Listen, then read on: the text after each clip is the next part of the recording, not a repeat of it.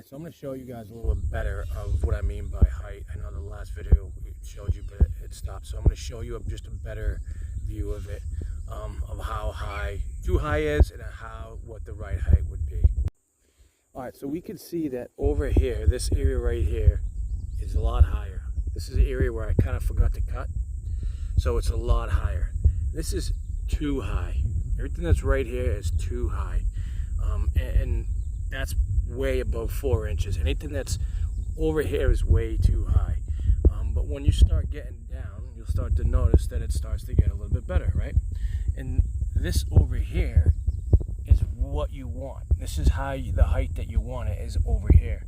When you look up there, it's hard to see. You can kind of tell that it's too high up there. See it? Way up here, it's a lot higher than it would be if it's over here. And this is the height that you want. You want it this high. It's the perfect height, and it's what you want.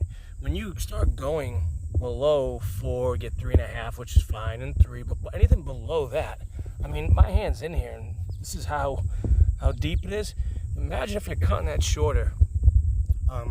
The grass is just not gonna like it. It's not. I mean, basically you're scalping the lawn, and that's not what you want to happen. And it happened. This is a slope right here.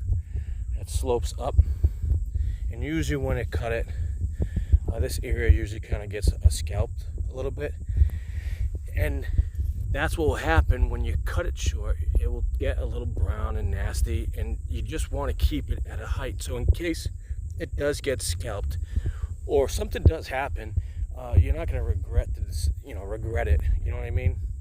So the height of your grass is very, very crucial in the summertime, even in the spring too.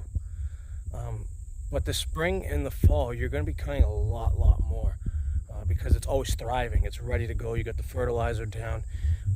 Just the weather it is. The ground's 50 degrees. The soil temperature is 50 degrees. And it's ready to thrive, and it's just growing and growing and growing.